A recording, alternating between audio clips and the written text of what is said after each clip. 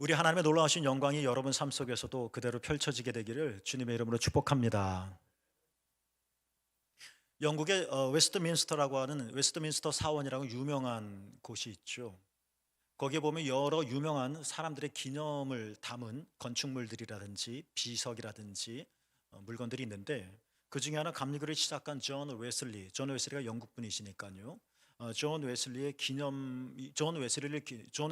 그의 동생 찰스 웨슬리를 기념하는 커다란 돌 기념비가 있습니다. 굉장히 큰 기념비가 있죠.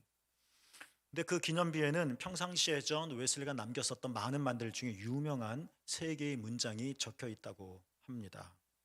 첫 번째는 이겁니다. 세계는 나의 교구다는 것입니다.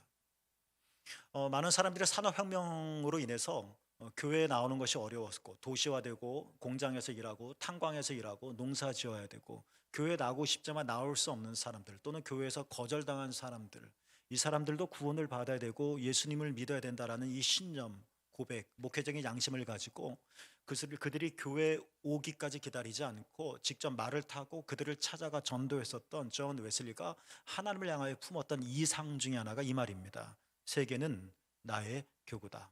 어디든지 가겠다는 거죠. 한 영혼을 구원하기 위해서라면 말이죠. 이 기념비의 세계의 두 번째 말은 액면 그대로 번역하면 이렇습니다. 하나님은 당신의 일꾼을 땅에 묻으시나 당신의 일은 계속해 나가신다는 겁니다. 하나님께서 당신의 일꾼을 뭐 어떻게 죽이시냐 뭐 이런 말이 아니라, 우리는 다 사람이니까 하나님의 일꾼도 열심히 열정적으로 일하다가 언젠가는 마지막 순간에 이르게 될 거 아니에요. 더 이상 주님의 일을 못하지 않습니까? 이렇게 주님의 일꾼이 땅에 묻히지만 그러나 주님의 일은 계속된다, 이런 고백인 거죠. 웨슬리가 얘기한 겁니다. 그리고 기념비에 새겨진 세 번째 문장은 오늘 함께 좀 묵상해 볼 말씀인데, 이런 말이죠. 세상에서 가장 좋은 것은 하나님께서 우리와 함께 계시는 것이다. 이 말이 적혀 있습니다. 이 세 번째 문장은 웨슬리가 1970, 웨슬리가 죽기 직전에 했던 말이라고 하는데요.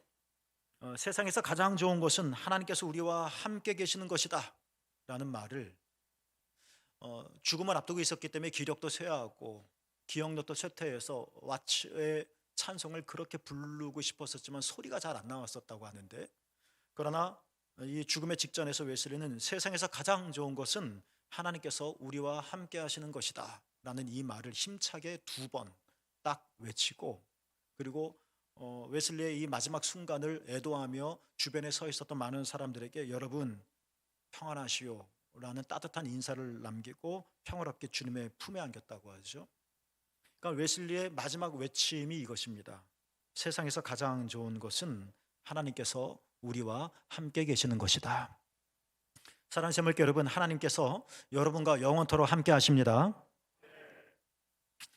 이사야 2장 말씀을 먼저 이 상황을 조금 살펴볼까요? 2절에 보면 말이래라고 나와 있죠. 말이래, 하나님이 2절, 3절, 4절 하시겠다는 겁니다. 지난주는 2절 말씀을 짧게 묵상했고 그것을 5절과 관련시켜서 설명해 드렸는데, 오늘은 3절 말씀, 하나님께서 말일에 이런 말씀을 하실 것이다, 말일에 이런 일이 일어날 것이다 하는 이 3절 말씀을 5절 말씀과 좀 연결시켜 보려고 합니다. 말일에 하나님께서 이렇게 말씀하셨죠. 이스라엘아, 말일에 오라, 우리가 여호와의 산에 오르자, 우리가 하나님의 전에 이르자 라고 너희들이 말일에 외치게 되어질 거다라는 겁니다. 그리고 너희들이 그래서 하나님의 전에 오르게 되면 하나님께서 너희들에게 하나님의 길을 가르쳐 주실 것이고, 너희가 하나님의 길을 이렇게 가르침을 들었을 때 너희 마음이 정말 감격에 벅차 올라서 여러분 우리가 하나님께서 가르쳐 준 길을 따릅시다, 우리가 그 길을 행합시다 라고 말하게 되어질 거다 하는 겁니다. 이게 언제요? 말이래라는 이야기입니다. 그런데 1장까지만 해도 뭐 이후에 3장, 4장도 마찬가지지만 하나님께서 이사야 전반부에 전체적으로 말씀하신 것은 심판이었습니다. 재앙이었죠. 이스라엘이 지은 죄가 있고 우상 숭배가 있기 때문에 하나님께서 두고만 계시지 않겠다는 겁니다. 그 죄를 멸하겠다는 겁니다. 그 죄를 씻겠다는 겁니다. 너희들의 그 우상 숭배를 내가 멈추게 하겠다는 겁니다. 이게 구체적으로 이스라엘 역사 속에서는 아시리아라는 나라의 공격을 의미하기도 하지요. 그러니까 이스라엘도 알죠. 내가 이렇게 죄를 짓는데, 내가 이렇게 우상 숭배를 하는데, 그리고 하나님께서 뜬금없이 계속 말씀하셨겠죠. 너 똑바로 해. 안 그러면 큰일 나. 그런데 하나님께서 갑자기 말씀하시죠. 말이래. 이 말을 들으니까 이스라엘이 깜짝 놀라는 거. 야, 이제 우리 죽었나 보다. 심판이 곧 오나 보다. 이제 우리 끝인가 보다. 우리가 크게 불행해지나 보다. 큰 일을 당하나 보다. 말이래 라고 하는 하나님의 이 한 단어에 깜짝깜짝 놀라는 겁니다. 모든 이스라엘 백성들이 그럴 중에도 의의 길을 걸어가는 사람들이 있었는데, 하나님 한탄하며 가슴치며 도대체 이 사람들이 왜 이럽니까? 정신 차리게 해주십시오. 그런 사람들 중에 말이래 라고 하는 하나님의 음성을 들었을 때, 하나님 그 말이래 정령 이스라엘 사람들을 멸하시려는 겁니까? 이 말이래 정령 하나님의 성전을 무너뜨리시려는 겁니까? 애도하겠죠. 이렇게 두려움에 벅차고 희망 없이 이제 끝났다, 더 이상 우리는 살 시간이 없다 라고 할 쯤에 그 말일이 이스라엘 사람들이 그렇게 다가오는 것이 아니라, 말이래 오라, 너희가 여호와의 산에 올라라, 너희가 하나님의 전에 이르라 라고 말을 하고, 거기서 하나님의 하늘에서 내려주시는 소리를 듣게 되고, 그 소리가 그냥 스쳐 지나가는 말이 아니라 이스라엘 사람들 듣는 자들의 가슴팍에 새겨지고, 그래서 정말 그들이 큰 감동을 받아 우리가 그 말씀대로 그 가르침대로 행하자, 이런 일들이 말일에 일어날 거다라는 이사야의 예언을 주신 겁니다. 그러니까 1장까지만 해도 하나님의 심판과 재앙에서 하나님과 이스라엘 사람들이 워낙 멀리 떨어져 있고, 하나님은 성산을 무너뜨리실 거니까, 성전을 무너뜨리실 것이니까 하나님은 그들을 떠나 계시고, 이스라엘 사람들이 아무리 하나님께 뭔가 소리를 듣고 싶어도 하나님께서 말씀하지 않으시고 말일에 가르침을 주신다고 하셨으니까, 이 사회적인 맥락은 아무리 외쳐도 말씀하지 않으시고 들을 수가 없고, 이렇게 영적으로 신앙적으로 하나님과 이스라엘이 멀리 떨어져 있어서 하나님은 친근한 아들처럼 품으시는 것이 아니라, 독수리가 새끼를 품에 안듯이 안아주시는 것이 아니라 내치고 칼로 휘두르시고 징벌하시고 심판하시고 무섭고 공포요 두려움의 하나님이었었고, 친근하고 따뜻하고 사랑스러운 말을 하시는 것이 아니라 아주 폭풍과 같이 진노를 발하시는 하나님이셨는데, 그런데 2장에 들어서 말일이 그런 줄 알았는데 그런 말일이 아니라 하나님께서 이스라엘 사람을 회복하실 것이고, 멀리 떨어졌던 너희들, 그러나 내가 그 거룩한 산에 이를 것이니 너희도 하나님의 산에 오르고 너희도 하나님의 전에 이르러라 말씀하시고, 아무리 귀를 열어도 들리지 않고 아무리 하나님께서 원해도 하나님께서 말씀하지 않았던 그냥 막막했던 이런 상황 속에 이제 내가 너희들에게 말할 것이다 라고 언급하시고, 이런 이사의 예언이 한마디로 뭐라면, 하나님과 이스라엘 백성, 가르치는 자와 가르침을 받는 자, 그리고 가르치는 분과 가르침을 받는 자가 한 자리에 모일 뿐만 아니라 따르라, 행하라 라고 말씀하셨으니까 한 삶을 살게 된다는 예언을 듣게 해주신 것입니다. 여러분, 그러니까 1장에 성전을 심판하셨던 하나님이 2장에 와서 말이래 2절, 3절, 4절 말씀을 들으면서, 하나님은 멀리 계시는 분이 아니시라 이제 이스라엘과 함께 하시는 분으로 새롭게 고백이 되어지고, 심판과 죽음과 멸망의 절망스러운 말일이 아니라 이제 하나님이 함께 하시는 새로운 희망의 날로 해석이 되어지는 거죠. 이게 본문의 내용입니다. 여러분, 성탄절이 뭘까요? 우리는 성탄절을 어떻게 색칠해야 할까요? 우리는 성탄절을 어떻게 맞이해야 할까요? 캐롤을 틀고 성탄 트리에 불을 밝히고 카드를 쓰고 성탄 인사를 쓰며 맛있는 음식을 나눠 먹는 것이 성탄절의 전부일까요? 우리가 즐기는 것이 성탄절일까요? 그리고 우리가 즐기는 날이 성탄절이라 하더라도 우리는 왜 즐겨야 하고 왜 즐길 수 있는 것일까요? 그것은 성탄이 온 땅에 평화요 복이 되어지기 때문이죠. 성탄이 우리에게 정말 은총이요 복인 이유는 오늘의 주제인데요, 하나님께서 여러분과 함께 하시기 때문이라는 것입니다.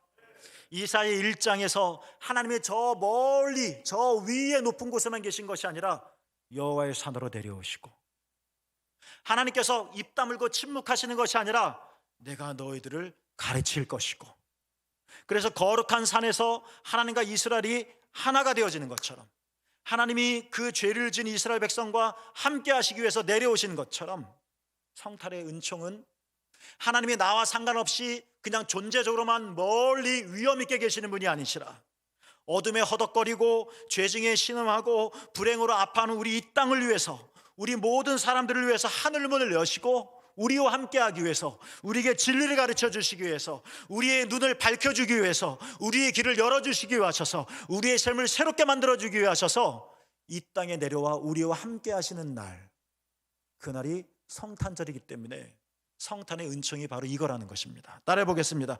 하나님이 나와 함께 하신다. 예수님이 이 땅에 처음 오실 때 하나님께서 이름을 지어주셨습니다. 그 이름은 예수입니다.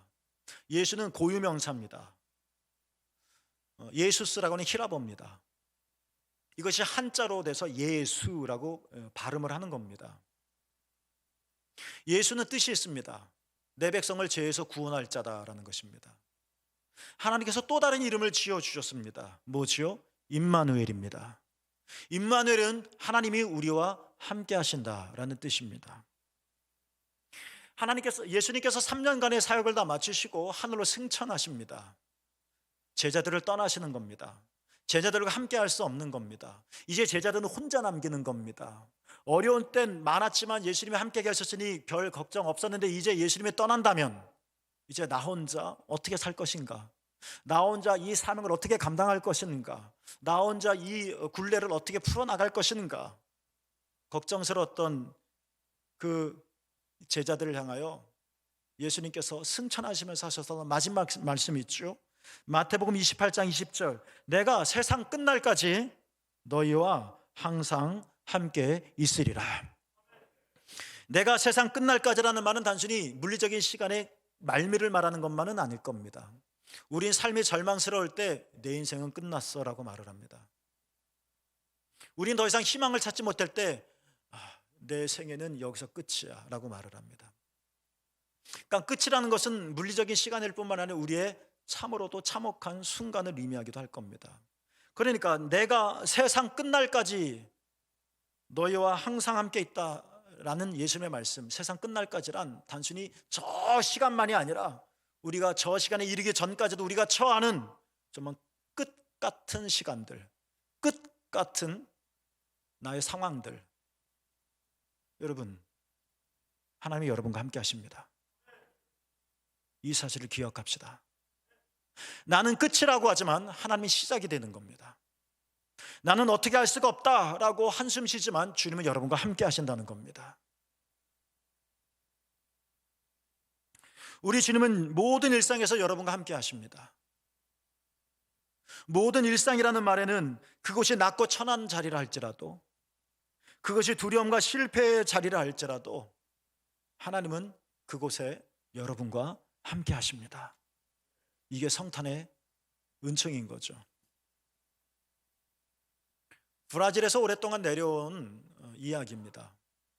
이 이야기가 기독교 안에서 많이 각색이 되어지면서 여러분도 들어봤을 법한 이야기인데요, 이렇습니다. 한 나이 많은 노인이 100년 동안 걷고 있었습니다. 숱한 기쁨, 고통, 희망과 절망의 골짜기 100년 동안 거쳐왔습니다. 어느 날이었습니다. 문득 모래사장을 걷고 있는데 뒤를 돌아봤더니 2개의 발자국이 보였습니다. 분명히 나 혼자 걷고 있는데 발자국은 2사람 거라는 겁니다. 번쩍였습니다. 지금까지 나는 혼자 걸어왔었던 것이 아니구나. 갑자기 가슴이 환해지기 시작했습니다. 누군가가 나와 함께 걷고 있었던 거구나. 기뻤습니다. 그때 하늘에서 따뜻하고 온화한 목소리가 들렸습니다. 바로 나이니라. 하늘에서 음성이 들려왔습니다. 하나님이셨습니다. 이 노인은 너무나도 기뻤습니다. 이 100년간의 걸음걸음마다 나는 고독하게 혼자 힘겹게 외롭게 걸어온 줄 알았는데 하나님이 나와 함께 하셨구나. 하나님 나와 함께 하셨구나. 너무 기뻤습니다. 그런데 과거의 어느 날들을 생각하면서 뒤를 돌아봤더니 그 날들엔 한 사람의 발자국만이 찍혀 있었습니다. 그 날들이 어떤 날인가 기억을 해봤더니 자신의 삶 속에 너무나도 어렵고 비통하고 어둡고 불행했던 시절이었습니다. 그런데 발자국이 한 사람, 자기 것뿐인 것이었습니다. 그래서 갑자기 슬퍼졌죠. 하나님께 울며 소리쳤습니다. 하나님, 저 불행한 시절에 저는 이렇게 혼자 걷고 있었던 거군요. 하나님, 도대체 그때 당신은 어디 계셨던 겁니까? 그러자 하나님께서 하늘에서 따뜻하고 온유한 목소리로 이렇게 말씀하셨다고 합니다. 사랑하는 아들아, 저 고독의 흔적은 네 것이 아닌 바로 내 발자국이란다. 내가 모두에게 버림받아 홀로 어두운 길을 걷고 있던 그때 너는 내 위에서 울고 있었고 나는 그런 너를 업고 걸었느니라. 정말 나는 너무나도 어렵고 너무나도 힘들어서 걸음걸이도 제대로 하지 못할 때, 휘청거릴 때, 너무 고통스러워서 걷고자 하는 의욕마저 사라졌을 때, 그래도 걷지 않을 수 없는 인생이니까 흐드적거리며 걸었는데 알고 봤더니 그 걸음은 내 것이 아니라 우리 주님이었다는 것입니다. 주님이 나를 업고 가셨던 것이죠. 모든 것을 잃어버렸습니다. 야곱이요. 따뜻한 안방도 잃어버렸고 어머니의 품도 잃어버렸고 가족도 잃어버렸습니다. 그는 아버지를 속였고 또 형에게 못쓸 짓을 했고 자초한 것이었습니다. 집을 떠나야만 했습니다. 저 멀리 하란이라는 곳, 외삼촌 라반이 살고 있는 곳까지 가야만 했었지만 족보상 외삼촌이지 한 번도 본 적이 없는 사람이었습니다. 하란은 너무 멀었습니다. 가다가 들짐승에게, 산길을 걷다가 강도에게 모를 일입니다. 외삼촌이라고 하지만 그 집안에서 어떤 일이 일어날지, 어떤 미래가 자신에게 기다리고 있을지 알 수가 없었습니다. 다 불안했습니다. 떨렸습니다. 소위 개나리 보따리 짐 하나 들고 루스라고 하는 곳에 이르렀습니다. 그렇다고 집으로 돌아갈 수도 없고, 그렇다고 미래를 헤쳐나갈 수도 없고, 그렇다고 여기에 살 수도 없고, 참 난감합니다. 어디로 가란 말입니까? 돌을 눕혀 베개로 삼았고 하늘을 이부자리로 여겨 잠을 잤습니다. 그때 꿈을 꾸었습니다. 베델 이야기를 말하는 겁니다. 창세기 28장. 창세기 28장에서 그 꿈속에서 하나님이 야곱에게 이렇게 말씀하셨습니다. 창세기 28장 15절이죠. 내가 너와 함께 있겠다 라고 말이죠. 어머니와도 함께 할 수 없고 아버지와도 함께 할 수 없고 형과도 함께 할 수 없고 내 인생을 내가 살아갈 수 없는 그런 절망적인 순간에 하나님께서 말씀하신 겁니다. 다 떠나갔구나.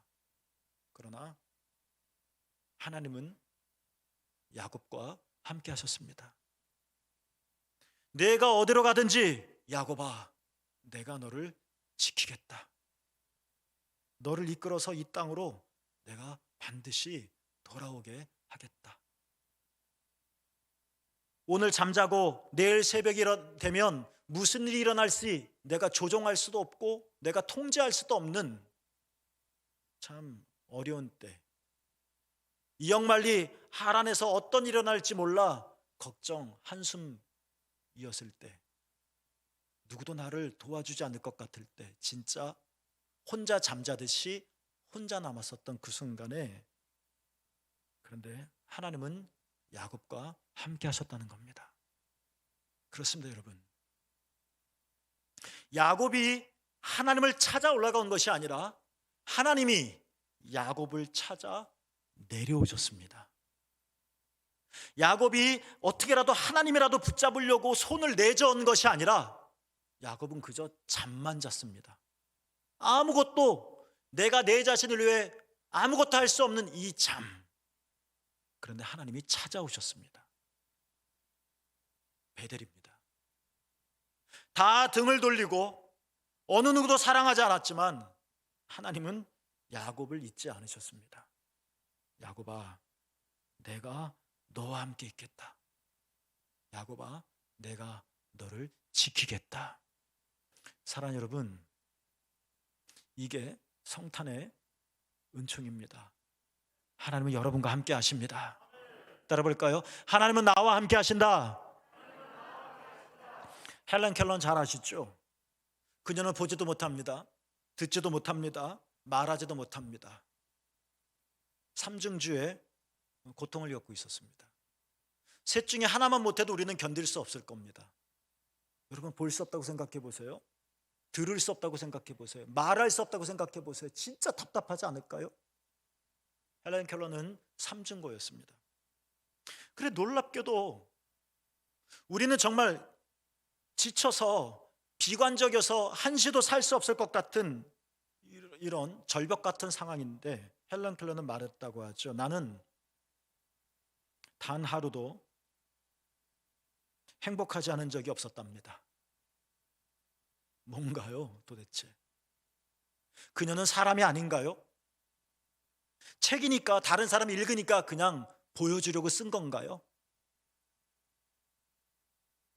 우리는 한 달도 못 견딜 것 같은데, 한 달을 견뎌도 저주스러울 것 같은데, 나는 단 하루도 행복하지 않은 적이 없었다. 도대체 그 안에 뭐가 있는 건가요? 헬런 켈러가 대학을 다니면서 썼던 유명한 산문집이 하나 있습니다. 사흘만 볼 수 있다면, 제목입니다. 그렇게 번역되었죠. 평생 눈을 못 떴지요. 그러나 만약 내가 사흘만 볼 수 있다면 날 뭘 볼까? 첫째 날은 이거 보겠다. 설리먼 선생님을 제일 먼저 보겠다고 말했고, 하늘의 별을 보겠다고 말했고, 그리고 3일 동안 다 보고 나서 나는 평안하게 다시 어둠 속으로 들어가겠다. 이렇게 말을 했습니다. 헬런 켈러는 신실한 여성 운동가이고 평화주의자며 또 기독교인입니다. 사흘만 볼 수 있다면이라는 그녀의 산문집처럼 여러분, 사흘만 볼 수 있다면 여러분은 무엇을 보고 싶으신가요?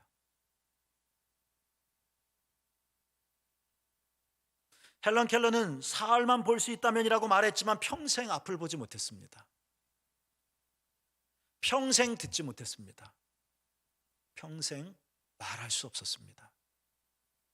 그렇지만 그녀는 우리가 듣는 이 음성, 우리가 보는 이 세계, 우리가 말하는 이 수많은 언어들, 이 세계 거는 보지 못하고 듣지 못하고 말할 수 없었지만 헬런 켈러는 그 너머의 것은 보았고 너머의 것은 들었고 너머에 있는 것에 대해서는 말할 수 있었던 것이 아니었을까. 그래서 헬런 켈러가 이런 말을 했단 말이죠. 믿음은 산산조각난 세상을 빛으로 나오게 하는 힘이다. 여러분, 믿음은 넘어가게 합니다. 믿음은 이기게 합니다. 믿음은 바라는 것들의 실상이요, 보지 못하는 것들의 증거입니다. 보지 못해도 믿음은 너머를 보게 합니다. 듣지 못해도 믿음은 너머에 있는 것을 듣게 합니다. 믿음은 이 세상의 것은 말하지 못해도 너머에 있는 것은 말할 수 있게 합니다. 믿음은 산산조각난 세상을 빛으로 나오게 하는 힘이다. 예수 그리스도를 믿는 믿음이 이렇게 우리에게 새로움으로 다가오는 것이란 말입니다. 우리가 잘 아는 시편 23편에 다윗이 고백합니다. 내가 사망의 음침한 골짜기로 다닐지라도. 저는 사망의 음침한 골짜기가 단순히 시적인 은유는 아닐 거라고 생각합니다. 진짜 그렇게 살았습니다. 사무엘 상에서도 고통을 받았고 사무엘 하에서도 고통을 받았습니다만, 한번 사무엘 상을 읽다가 차라리 고통을 받을 거라면 사무엘 하의 고통이 낫겠다라는 생각을 한 적이 있었습니다. 왜냐하면 사무엘 하에서는 그래도 왕이라도 됐으니까, 왕의 자리에서 당하는 고통이었으니까, 그래도 힘이 있었으니까. 그러나 사무엘 상의 다윗은 왕도 아니었습니다. 그러나 고통을 당했습니다. 진짜 말 그대로 사망의 음침한 골짜기였습니다. 깊은 골짜기입니다. 사방이 보이지 않습니다. 깊어서. 음침합니다. 빛이 비춰지지 않습니다. 음침합니다. 이 골짜기가 너무 깊어서 어쩌면 우리는 허우적거릴 뿐이고, 하나님을 찾으려고 해도 하나님의 발견되어지지 않을 만큼의 깊음일 것 같기도 합니다. 사망의 음침한 골짜기, 진짜 죽음입니다.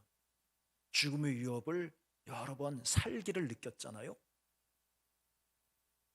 미래가 없습니다. 진짜 세상 끝입니다. 내가 사망의 음침한 골짜기로 다닐지라도, 다윗이 고백합니다. 해를 두려워하지 않을 것, 태양이 아니라 해 당할 것을 두려워하지 않는 이유는, 해를 두려워하지 않을 것은 뭡니까? 주께서 나와 함께 하심이라. 따라볼까요? 주께서 나와 함께 하심이라.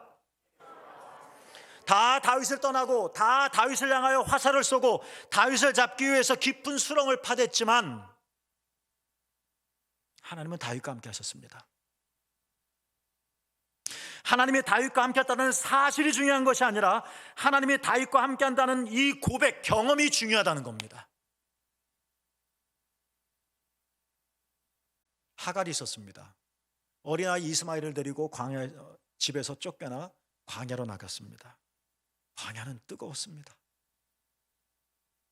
물병에다가 물 한가득 담아왔지만 금세 없어졌습니다. 어린아이 이스마엘은 목말라 웁니다. 애미도 목이 탑니다. 우리는 운동하면 목에 갈증을 느낍니다. 하갈의 갈증은 그런 게 아닙니다. 진짜 타는 목마름입니다. 나야 그렇다 손치더라도 이 어린 것은 무슨 죄가 있다고 아브라함에게 쫓겨났고 하갈은 내쫓았고 죽을 판이었습니다. 저는 이 사건을 매우 마음에 담아하고 좋아하는데, 하나님께서 성경에 보면 하갈의 눈을 밝혀주셨다 하셨습니다. 그래서 샘물이 보였다 했죠. 하나님께서 불쌍히 여기셔서 없던 샘물을 만들어주신 것이 아닙니다. 원래 있었습니다. 근데 못 봤습니다. 왜요? 치가 떨리니까. 왜요? 아브라함에 대한 아주 속상함이, 억울함이 사라에 대한 묻어나오니까, 눈이 뻘개지니까, 눈살은 찌그러졌으니까 시야가 가린 겁니다. 불행하니까, 분통하니까. 근데 하나님께서 하갈의 눈을 밝혀주셨다. 샘물이 보였습니다. 하갈과 이스마엘은 물을 마셨습니다. 당연히 살았죠. 이 사건에서 우리가 좀 주목해 보아야 할 말씀이 하나 있습니다. 창세기 21장 20절에서 이 사건을 성경은 이렇게 묘사합니다. 하나님이 그 아이와 함께 계심에. 따라 볼까요? 하나님이 나와 함께 계심에. 여러분, 하나님이 계신 곳엔 그것이 죽음의 땅 같다 할지라도 생명의 땅이 되어질 것입니다. 여러분, 버려짐, 원한, 분노, 억울함, 외로움, 고통, 타는 목마름의 땅이 생명과 평화의 장소가 되어질 것입니다. 하나님이 찾아오셨습니다. 눈이 벌게져서 샘물조차도 볼 수 없던 하갈이 어떻게 하나님을 볼 수 있겠습니까? 그런데 하나님께서 숲을 내치시고 하갈에게 내려오셨습니다. 하갈이 하나님께 올라간 게 아니라 하나님이 하갈에게 내려오셨습니다. 여러분, 이게 성탄이라는 겁니다. 하나님이 여러분과 함께 하십니다. 헬렌 하우엔이 책을 썼습니다. 원서 제목이 Here and Now입니다. Here, 여기, Now, 지금. 이 책에 담고 있는 내용은 하나님은 지금, 그리고 이곳에, Now, 그리고 Here, 여기에 하나님이 계신다는 뜻입니다. 이 책에 부제가 담겨져 있는데 In the Spirit입니다. 그러니까 성령 안에서 사는 것입니다. 그러니까 하나님이 우리와 함께 하신다는 것은 막연한 감상이나 느낌이나 이런 것이 아니라 하나님께서 내 삶에 성령을 통해서 일하시고 역사하신다는 것들을 내가 실제로 경험한다는 것입니다. 단순히 망상이 아닙니다. 단순히 막연한 바람이 아닙니다. 하나님은 실제로 여러분과 함께 하십니다. 성령으로. 그래서 Here and Now는 In the Spirit입니다. 하나님 성령 안에서입니다. 성령 안에서 사는 것입니다. 여러분, 강림절은 우리가 하나님을 찾아가는 절기가 아닙니다. 강림절은 주님이 우리를 위해서 하늘문을 여시고 우리를 찾아 우리에게 내려오시는 날입니다. 사망의 음침한 골짜기에서 숨을 헉헉거릴 때 주님께서 우리에게 찾아오십니다. 루스 베델에서 외롭게 고통스럽게 잠을 청하고 있을 때 하늘문을 여시고 우리에게 찾아오십니다. 뜨거운 광야에서 타는 목마름으로 죽음에 가까움을 느낄 때 하나님께서 우리에게 내려오십니다. 볼 수 없고 듣지 못하고 말할 수 없을 때 하나님께서 보게 하시고 듣게 하시고 말하게 하십니다. 죽음의 땅이 생명의 땅이 되어질 것이고 호사의 예언처럼 아골 골짜기가 희망의 문이 되어질 것입니다. 주님이 오시니까요. 주님이 오십니다. 주님이 여러분과 함께 하십니다.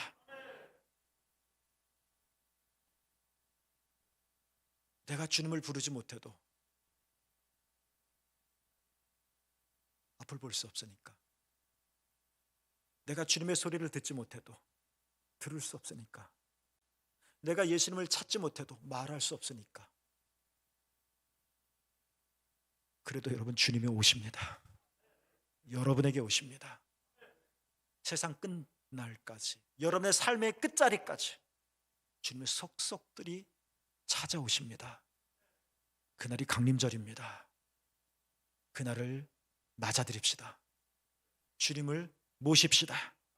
예수 그리스도를 마음으로 믿읍시다. 그분을 영접하시고 하나님의 자녀가 됩시다. 예수님에 대한 눈을 뜹시다. 하늘에 대한 마음이 열립시다. 하나님이 Here and Now, 지금 여러분과 함께 하십니다. 그분이 삶의 모든 질곡을 해치시고 여러분 삶 속에 임재하셔서 성탄의 은총으로 가득 차시기를 주님의 이름으로 축복합니다. 기도하겠습니다. 하나님,